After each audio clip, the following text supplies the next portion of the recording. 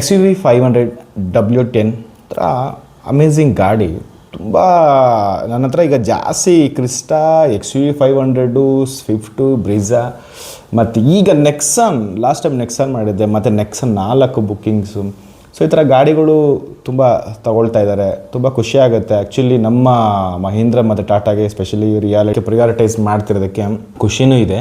And of course ಇವಾಗ ತುಂಬ ಜನ ನನ್ನ ಲಾಸ್ಟ್ ಒಬ್ಬರು ಕಮೆಂಟ್ ಮಾಡಿದರು, ಸೊ ಈ ಪೆಟ್ರೋಲ್ ಡೀಸೆಲ್ ಗಾಡಿಗಳೆಲ್ಲ ಯಾಕೆ ತೊಗೊಳ್ತೀರಾ, ಇನ್ನು ನೆಕ್ಸ್ಟ್ ಫ್ಯೂಚರ್ ಇ ವಿ ಕಾರ್ಗೆ ಇನ್ವೆಸ್ಟ್ಮೆಂಟ್ ಮಾಡಿ, ರೋಡ್ ಟ್ಯಾಕ್ಸ್ ಇರಲ್ಲ ಅಂತ. ಅದು ಯಾವಾಗ ಯಾರೋ ಆ ಕಾಮೆಂಟ್ನ ನೋಡ್ಬಿಟ್ಟಿದ್ದಾರೆ ಏನೋ ಗೊತ್ತಿಲ್ಲ, ಗೌರ್ಮೆಂಟ್ ಅವ್ರಿಗೆ ಹಾಕೊಂಡು ಕೊಟ್ಬಿಟ್ಟಿದ್ದಾರೆ. ಸೊ ಹಂಗಾಗಿ ಈಗ ಅದಕ್ಕೂ ಕೂಡ ಟ್ಯಾಕ್ಸ್ ಹಾಕೊಂಡು ರೂಪಾಯಿ ಶುರು ಮಾಡಿಬಿಟ್ಟಿದ್ದಾರೆ ಆಲ್ರೆಡಿ. ಸೊ ಹಂಗಾಗಿ ಕಾರ್ಸ್ಗಳಿಗೆ ಟ್ಯಾಕ್ಸ್ ಅದನ್ನು ಕೂಡ ಬಂದಿದೆ. ಖುಷಿ ಗೊತ್ತಿಲ್ಲ ಮೂರು ಗಾಡಿಗಳನ್ನ ನೀವು ತೊಗೋಬೋದಾ ಬೇಡ ಅಂತ. ಮತ್ತು ಈ ಒಂದು ಈಗ ನೀವೇನು ವೀಡಿಯೋದಲ್ಲಿ ನೋಡಿದ್ರಿ, ಈ ಒಂದು XUV500W10 ಬಂದು ಕೋಲಾರ್ಗೆ ಕೊಟ್ಟಿರುವಂತಹ ಗಾಡಿ, ಫಸ್ಟ್ ಓನರ್ ಗಾಡಿ. ಮತ್ತು 77,000 ಓಡಿರುವಂಥದ್ದು, 18-19 ಇರ್ಬೋದು ಅಂತ ಓಡಿಸ್ತಿರ್ಬೇಕಾದ್ರೆ ಆ್ಯಕ್ಚುಲಿ ತುಂಬ ಫೀಲಿಂಗ್ ಗುಡ್ ಅಂತ ಅನಿಸುತ್ತೆ. ಯಾಕಂದರೆ ಏನೋ ಒಂಥರ ಅದು ನೋಡೋಕೆ ಅಷ್ಟು ದೈತ್ಯವಾಗಿ ಕಾಣಿಸುತ್ತೆ, ಬಟ್ ಅದು ಓಡಿಸ್ಬೇಕಾದ್ರೆ ತುಂಬ ಗುಡ್ ಫೀಲ್ ಅಂತ ಅನಿಸುತ್ತೆ. ಅದರ ನೆಗೆಟಿವ್ಸೂ ಹಾಗೆ ಇದೆ, ಬಿಕಾಸ್ ಸ್ವಲ್ಪ ಮೈಂಟೆನೆನ್ಸಿಂಗ್ ಸ್ವಲ್ಪ ಕಾಸ್ಟ್ ವೈಸ್ ಸ್ವಲ್ಪ ಈಗ ಆ ಸೆಗ್ಮೆಂಟಲ್ಲಿ ಬರುವಂಥ ಬೇರೆ ಗಾಡಿಗಳು ಕಂಪೇರ್ ಮಾಡಿ ಸ್ವಲ್ಪ ಜಾಸ್ತಿ ಇರುತ್ತೆ. ಆ್ಯಂಡ್ ಅದರಲ್ಲಿ ಸ್ವಲ್ಪ ರಸ್ಟಿಂಗ್ ಇಶ್ಯೂಸ್ಗಳು ಈ ಮಹೇಂದ್ರ ಮತ್ತು ಟಾಟಾದಲ್ಲಿ ಅದು ಕಾಮನ್ ಆಗಿಬಿಟ್ಟಿದೆ, ರಸ್ಟಿಂಗ್ ಇಶ್ಯೂಸ್ ಸ್ವಲ್ಪ ಜಾಸ್ತಿ ಇರುತ್ತೆ. ಸೊ ಹಂಗಾಗಿ ನೆಗೆಟಿವ್ಸ್ ಇದ್ರೂ ಕೂಡ, ಬಟ್ ಅದೆಲ್ಲನೂ ಬಿಟ್ಟು ಒಂದು ಸಪ್ರೇಟ್ ಫ್ಯಾನ್ ಬೇಸ್ ಇದೆ ಆ XUV500ಗೆ. And especially W8, W10, W9, W11 ಸ್ವಲ್ಪ ಡಿಫ್ರೆಂಟ್ ಕ್ಯಾಟಗರಿ ಬರುತ್ತೆ, ಬಿಕಾಸ್ ಅಲ್ಲಿ ವೀಲ್ಸ್ ಕೂಡ ಡಿಫ್ರೆಂಟ್ ಇರುತ್ತೆ, ಸ್ವಲ್ಪ 1 ಇಂಚ್ ಎಕ್ಸ್ಟ್ರಾ ಬರುತ್ತೆ. ಆ್ಯಂಡ್ ಅಫ್ಕೋರ್ಸ್ ಸ್ವಲ್ಪ ಲೆದರ್ ರೈಟು ಒಳಗಡೆ ಸ್ವಲ್ಪ ಕಾಸ್ಮೆಟಿಕ್ ಚೇಂಜ್ ತುಂಬ ಚೆನ್ನಾಗಿರುತ್ತೆ. ಸೊ ಹಂಗಾಗಿ W10, W9, W11 it's A good option ಅಂತಲೇ ಹೇಳ್ಬೋದು. ಸೊ ಬಜೆಟ್ನಲ್ಲಿ ಕೂಡ ನಿಮಗೊಂದು 5,500, 6,500, 7,500ಗೆಲ್ಲ ಒಳ್ಳೆ ಗಾಡಿಗಳು ಸಿಕ್ಬಿಡ್ತದೆ. ಹಬ್ಬ ಅಂದರೆ 8,500 ಕೊಡೋರು ನಿಮ್ಗೆ ಹೋಗುತ್ತದೆ. ಡಿಪೆಂಡ್ಸ್ ಆನ್ ಇಯರ್ ವೇರಿಯಂಟ್ ಕೂಡ ಹೋಗೋದು. ತುಂಬ ಜನ ನಾನು ಗಾಡಿದು ಫೋಟೋ ಹಾಕ್ತಾ ವೀಡಿಯೋ ಹಾಕ್ತಾಗಲ್ಲ ಎಷ್ಟಾಯಿತು ಅಂತ ಕೇಳ್ತೀರಾ. ಈಗ ನಾನು ಅಷ್ಟಾಯಿತು ಅಂದಷ್ಟು ನಂಗೆ ಅದೇ ಪ್ರೈಸಲ್ಲಿ ಕೊಡಿಸ್ಬೇಕು ಅಂತ ಇದಾಗುತ್ತೆ. ಸೊ ಅದಕ್ಕೆ ಅದು ಇಟ್ಸ್ ಡಿಪೆಂಡ್ಸ್ ಆನ್ ಕಂಡೀಷನ್, ಮತ್ತು ಎಲ್ಲಿ ಸಿಗುತ್ತೆ ಗಾಡಿ, ಯಾವ ವೇರಿಯಂಟು, ಅವ್ನು ಸೆಲ್ ಮಾಡೋವಂಥವ್ನಿಗೆ ಇರೋವಂಥ ಅರ್ಜೆನ್ಸಿ, ಅವ್ನು ಮಾಡೋವಂಥ ನೆಗೋಷಿಯೇಷನ್, ಇದ್ರ ಮೇಲೆಲ್ಲ ಡಿಪೆಂಡ್ ಆಗುತ್ತೆ ಪ್ರೈಸ್ ಏನಂತ. ಸಮ್ಟೈಮ್ಸ್ ಏನಾಗುತ್ತೆ, ಈಗ ನೋಡಿ ನಮ್ಮದು ಫಸ್ಟ್ ಒಂದು ವೀಡಿಯೋ ಮಾಡಿದೆ, ಕ್ರಿಸ್ಟಾ ವೀಡಿಯೋ ಮಾಡಿದೆ, ಅದರಲ್ಲಿ 12 ಲಕ್ಷಕ್ಕೆ 20ನೇ ಇಸ್ವಿ ಮಾಡಲ್ದು ಕ್ರಿಸ್ಟಾ ಗಾಡಿ ಸಿಕ್ಕಿದೆ ಅಂತ ಹೇಳಿದೆ. ಬಟ್ ಅದಾದಮೇಲೆ ಫ್ಯಾಮಿಲಿ ಫ್ರೆಂಡ್ ಅವ್ರಿಗೆ ಬೇಕಾಗಿದ್ದಾಗ ಕೂಡ 12 ಲಕ್ಷಕ್ಕೆ ಆ ಗಾಡಿ ಸಿಕ್ಕಿಲ್ಲ. 12 ಲಕ್ಷಕ್ಕೆ ಅವಾಗ ಸಿಕ್ತಂದರೆ ಯಾವಾಗೂ ಎಲ್ಲ ಟೈಮಲ್ಲೂ 12 ಲಕ್ಷ ಸಿಗುತ್ತೆ ಅಂತಲೂ ಅಲ್ಲ. ಚೆನ್ನಾಗಿತ್ತು ಗಾಡಿ ಮಾತ್ರ, ಆ್ಯಕ್ಚುಲಿ ತುಂಬ ಚೆನ್ನಾಗಿತ್ತು. ಸೊ ಅದೇ ವ್ಯಕ್ತಿ ಹತ್ರ ಯಾರು ಗಾಡಿ ತೊಗೊಂಡು ಅದೇ ವ್ಯಕ್ತಿ ತುಂಬ ಗಾಡಿಗಳು ತಂದಿದ್ರು ಕೂಡ ಅವನೇ ಆ ಪ್ರೈಸಿಗೆ ಕೊಡೋದು ಇಲ್ಲ. ಡೆಲ್ಲಿಯಿಂದ ಔಟ್ಸ್ಕರ್ಟ್ಗೆ ಹೋದಾಗ ಸ್ವಲ್ಪ ಕಮ್ಮಿ ಪ್ರೈಸಿಗೆ ಸಿಗುತ್ತೆ. ಅದು ಕೆಲಸ ಇವ್ರದ್ದು ಡೈರೆಕ್ಟ್ ಪಾರ್ಟಿಗಳು. ಈಗ ನೆನ್ನೆ ನೆಕ್ಸಾನ್ ಒಂದು ಪಿಕಪ್ ಮಾಡಿದ್ವಿ, ಅದು ನಮ್ಮ ಫ್ಯಾಮಿಲಿಗೆ ಫ್ರೆಂಡಿಗೆ ಬೇಕಾಗಿತ್ತು, ಅದನ್ನು ಪಿಕಪ್ ಮಾಡಿದ್ವಿ. ನೆಕ್ಸಾನ್ ತುಂಬ ಚೆನ್ನಾಗಿರೋದು, ಆಟೋಮೆಟಿಕ್ಕು, ಅದನ್ನು ಒಳ್ಳೆ ಬೆಲೆಗೆ ಸಿಕ್ತು, ಬಹಳ ಕಮ್ಮಿ ಬೆಲೆಗೆ ಸಿಕ್ತು, ಚೆನ್ನಾಗಿತ್ತು ಗಾಡಿ. ಆದರೆ ಅದಕ್ಕಿಂತ ಹಿಂದಿನ ಗಾಡಿ ಸಿಕ್ಕಿ ಡೀಲರ್ ಹತ್ರ ಸ್ವಲ್ಪ ಪ್ರೈಸ್ ಜಾಸ್ತಿ ಇತ್ತು. ಸೊ ಹಂಗೆ ಡಿಫ್ರೆನ್ಸ್ ಆಗುತ್ತೆ. ಆ್ಯಂಡ್ ನೆಕ್ಸ್ಟು XUV500 ತುಂಬ ಜನ ತೊಗೊಳ್ಬೇಕು ಅನ್ನೋ ಆಸೆ ಇರುತ್ತೆ, ಬಟ್ ತೊಗೊಳ್ಳೋದ್ರಲ್ಲಿ ಮೈಂಟೆನೆನ್ಸ್ ಬಗ್ಗೆ ಹೆದರ್ತಿರ್ತಾರೆ ಮತ್ತು ಮೈಲೇಜ್ ಬಗ್ಗೆ ಹೆದರ್ತಿರ್ತಾರೆ. ಸೊ ಆಲ್ರೆಡಿ ತುಂಬ ವೀಡಿಯೋಗಳು ಹೇಳಿದ್ದೀನಿ XUV ಬಗ್ಗೆ, ಬಟ್ ಇನ್ನೊಂದು ಸಲ ನಾನು ಹೇಳ್ತೀನಿ. XUV500 ನಿಮಗೆ ಹೈವೇನಲ್ಲಿ ಲೈಟ್ ಫುಟ್ ಮೈಂಟೈನ್ ಮಾಡಿದ್ರೆ, ಅದರಲ್ಲಿ ಒಂದು 90-100 ಹಾಗೇನೋ ಮೈಂಟೈನ್ ಮಾಡಿದ್ರೆ ನಿಮ್ಗೆ 14 ಆರಾಮಾಗಿ ಕೊಡುತ್ತೆ. ನೀವು RPMನ ಕರೆಕ್ಟಾಗಿ ಮೇಂಟೈನ್ ಮಾಡೋಕ್ಕೆ ಸುಮ್ಮನೆ ಥ್ರಾಟಲ್ ಕೂತ್ಕೊಂಡು ಬರೀ 4ನೇ ಗೇರಲ್ಲಿ ಓಡಿಸ್ಕೊಂಡು ಕೂತ್ಕೊಂಡ್ರೆ ಹೈವೇನಲ್ಲಿ ಆಗೋಲ್ಲ. ಪ್ರಾಪರ್ 6 ಗೇರ್ವರೆಗೂ ಎಕ್ಸ್ಟ್ರೀಮ್ಗೆ ಹೋಗಬೇಕು, ಲೈಟ್ ಫುಟ್ ಮೈಂಟೈನ್ ಮಾಡಬೇಕು, ಪ್ರಾಪರ್ ಬ್ರೇಕಿಂಗ್ ಇಟ್ಕೊಂಡು ಕೂತ್ಕೊಂಡ್ರೆ ನಿಮ್ಗೆ 14, 15, ಈವನ್ 16 ಕೂಡ ಕೊಡುತ್ತೆ. ಆ ಥರ ಗಾಡಿ. ಡೀಸೆಲ್ ಗಾಡಿಗಳೆಲ್ಲ ಹಾಗೇನೆ, ಯಾವಾಗೂ ನಾವು ಏನು ಕೊಟ್ಟು ಮಾಡೋದು ಅದಕ್ಕಿಂತ ಜಾಸ್ತಿನೇ ಕೊಡುತ್ತೆ. ಪೆಟ್ರೋಲ್ ಏನು ಕೊಟ್ಟು ಮಾಡೋದು ಅದಕ್ಕೆ ಕಮ್ಮಿ ಸಿಗುತ್ತೆ. ಸೊ ಹಂಗಾಗಿ XUV is the good option ಅಂತಲೇ ಹೇಳ್ಬೋದು. ಸೊ ಅದರಲ್ಲಿ ಕೂಡ 1.9 ಕೂಡ ಇದೆ ಆಪ್ಷನ್. ಅದು ಸಿಮಿಲರ್ ಇರುತ್ತೆ, 1 ಕಿಲೋಮೀಟರ್ ಡಿಫ್ರೆನ್ಸ್ ಬರುತ್ತೆ. ಅದು ಕೂಡ ನಿಮ್ಮ ಡ್ರೈವಿಂಗ್ ಹ್ಯಾಬಿಟ್ಸ್ ಮೇಲೆ ಡಿಪೆಂಡ್ಸ್ ಆಗುತ್ತೆ. ತುಂಬ ಮೈಲೇಜ್ ಮೇಲೆ ತಲೆ ಇಟ್ಕೊಂಡು ಯಾವತ್ತೂ ಕೇಳೋಕ್ಕೆ ಹೋಗಬೇಡಿ. ಯಾವತ್ತು ಓವರ್ ಆಲ್ ಇಂಜಿನ್ ಮೇಲೆ ಡಿಪೆಂಡ್ ಆಗುತ್ತೆ. ಇಂಜಿನು, ಪವರು, ಪಿಕಪ್ಪು ಅದೆಲ್ಲದ್ರ ಮೇಲೆ ಕೌಂಟ್ ಆಗುತ್ತೆ ಅದ್ರದ್ದು ಮೈಲೇಜ್. ನೆಕ್ಸಾನ್ಗೆ ನಾನು ಲಾಸ್ಟ್ ಒಂದು 2-3 ವೀಡಿಯೋಯಿಂದನೇ ಹೇಳಿದೆ, ನೆಕ್ಸಾನ್ ಇಸ್ ದ ಗುಡ್ ಗಾಡಿ.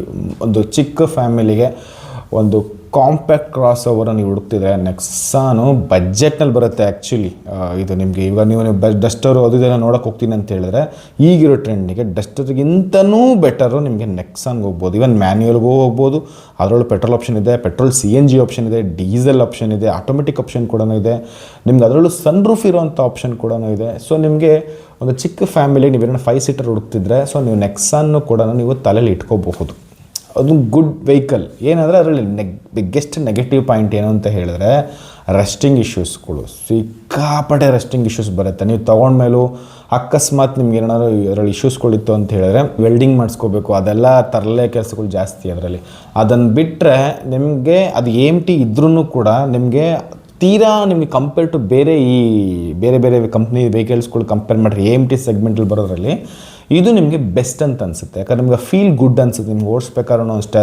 ಸೇಫ್ಟಿ ಆಗಿರಲಿ, ಆ ಸೌಂಡ್ ಸಿಸ್ಟಮ್ಮು, ಆ ಇನ್ಫೋಟೈನ್ಮೆಂಟ್ ಆಗಿರಲಿ, ಪ್ರತಿಯೊಂದರಲ್ಲೂ ಕೂಡ ಅದರಲ್ಲೂ ನಿಮಗೆ ಸಿಟಿ ಮೋಡು ಮತ್ತು ಇಕನಾಮಿಕ್ ಮೋಡು ಕೂಡ ಇದೆ. ಸೊ ಅದೆಲ್ಲ ನಿಮಗೆ ಮ್ಯಾಟರ್ ಆಗುತ್ತೆ ನಿಮಗೆ ಒಂದು ಪರ್ಫೆಕ್ಟ್ ಡ್ರೈವಿಂಗ್ ಮೋಡ್ಗೆ.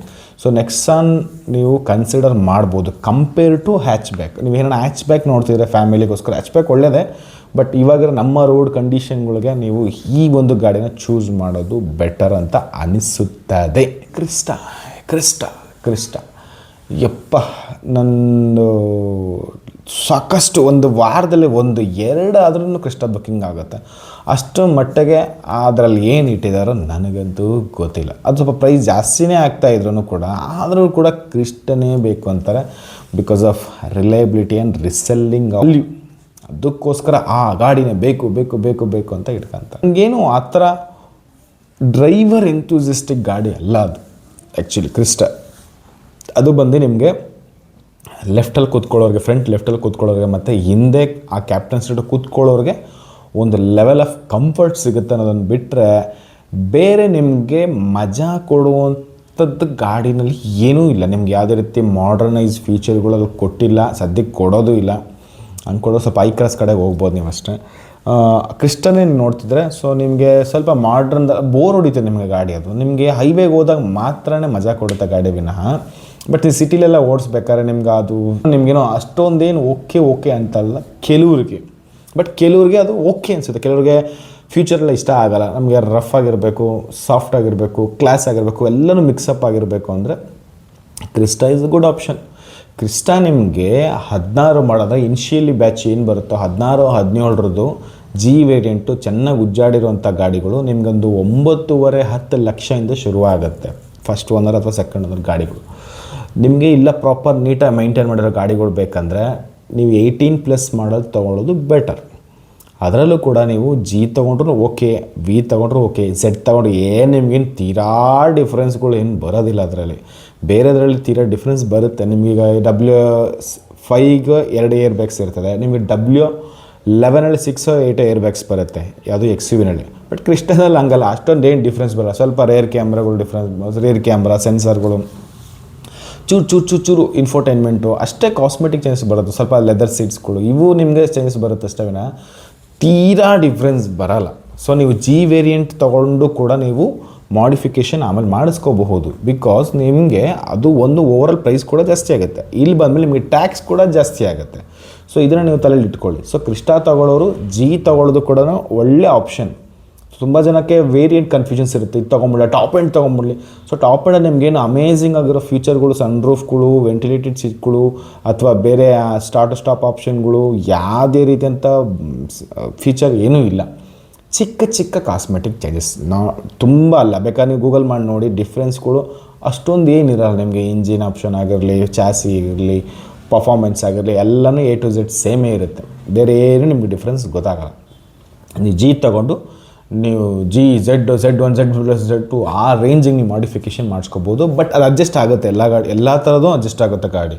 ಅದು ಕ್ರಿಸ್ಟಾದು ಒಂದು ಪ್ಲಸ್ ಪಾಯಿಂಟ್. ಕೆಲವೊಂದು ಗಾಡಿಗಳಿಗೆ ಮಾಡಿಫಿಕೇಷನ್ ಮಾಡೋದು ಜಾತ್ರೆ ಆಗಿಬಿಡುತ್ತೆ, ನಾವು ನೋಡೋಕ್ಕೆ ಆಗಲ್ಲ. ಅದು ತುಂಬ ಜನ ಅದಕ್ಕೂ ಮಾಡಿಸ್ತಾರೆ, ಓವರ್ ಸೈಜ್ ಟೈರ್ ಹಾಕ್ಸ್ಬಿಡ್ತಾರೆ, ಒಂದು ಚಿಮಿನಿ ಥರ ಪೈಪ್ ಹಾಕ್ಸ್ಬಿಡ್ತಾರೆ ಮುಂದಕ್ಕೆ. ಆ ಗಾಡಿ ಆ್ಯಕ್ಚುಲಿ ಚೆನ್ನಾಗಿ, ಯಾವುದೇ ಗಾಡಿ ಆದರೂ ಕೂಡ ಚೆನ್ನಾಗೇ ಮಾಡಿರ್ತಾರೆ ಮೊದಲೇ. ನಾವು ಒಂದು ಮಿನಿಮಲಿಸ್ಟಿಕ್ ಆಗಿ ಮಾಡಿಫಿಕೇಷನ್ ಮಾಡೋದು ಆ್ಯಕ್ಚುಲಿ ಬೆಟರ್. ತುಂಬ ಜನ ಚಿಮಿನಿ, ಬಾಣಲಿ, ಇಟ್ಟಿಗೆ ಎಲ್ಲ ಹಾಕ್ಬಿಟ್ಟು ಆ ಗಾಡಿನ ರಿಯಲ್ ಲುಕ್ಕನ್ನು ಹಾಳು ಮಾಡಿ ಅದು ಏನೇನು ಮಾಡಾಕ್ಬಿಡ್ತಾರೋ ಗೊತ್ತಿಲ್ಲ. ಓಕೆ ಬಿಡಿ, ಅದು ಅವ್ರಿಷ್ಟ, ಅವ್ರ ಗಾಡಿ ಅವ್ರು ಹೆಂಗಾನ ಮಾಡ್ಕೊಳ್ಳಿ, ನಮಗೆ ಯಾಕೆ. ಕ್ರಿಸ್ಟಾನು ನೀವು 7 ಸೀಟಿಂಗ್ಗೆ ಫ್ಯಾಮಿಲಿಗೆ ನೀವು ತೊಗೊಳ್ಬಹುದು. ಗುಡ್.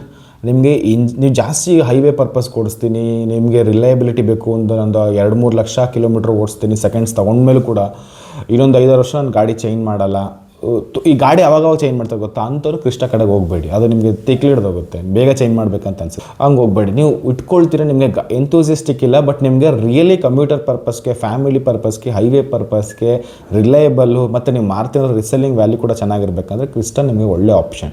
ಇಲ್ಲ ನಿಮಗೆ ಮಜಾ ಬೇಕು, ಗಾಡಿದು ಓಡಿಸೋಕ್ಕೂ ಮಜಾ ಬೇಕು, ಫ್ಯೂಚರ್ನೂ ಅನುಭವಿಸ್ಬೇಕು, ಲುಕ್ಕು ಪ್ರೀಮಿಯಮ್ ಆಗಿರಬೇಕು, ಒಳಗೂ ಚೆನ್ನಾಗಿರಬೇಕು, ನಿಮಗೆ ಹೊರಗೂ ಚೆನ್ನಾಗಿರಬೇಕು, ನಿಮಗೆ ಫ್ರಂಟ್ ವೀಲ್ ಡ್ರೈವ್ ಆದರೆ okay no problem, not an issue ಅಂತಿದ್ದರೆ ನಿಮಗೆ XUV ಸೂಪರ್ ಆಪ್ಷನ್. ಅದರಲ್ಲೂ ಕೂಡ ನೀವು W9ಇಂದ W10 W11 ಕೂಡ ನೀವು ಎಕ್ಸ್ಪೆಕ್ಟ್ ಮಾಡ್ಬೋದು. 3 ಕೂಡ ಸೂಪರ್ ಆಗಿದೆ. ಚೂರು ಕಾಸ್ಮೆಟಿಕ್ ಚೇಂಜಸ್ ಬಿಟ್ಟು ಮಿಡ್ ಸೆಗ್ಮೆಂಟ್ ನನಗೆ ಆಲ್ರೆಡಿ ಹೇಳಿದ್ದೀನಿ, ಡಸ್ಟರ್ ಕೂಡ one of the best option. Brezza option ಅಂತ ಹೇಳೋಕ್ಕಾಗಲ್ಲ.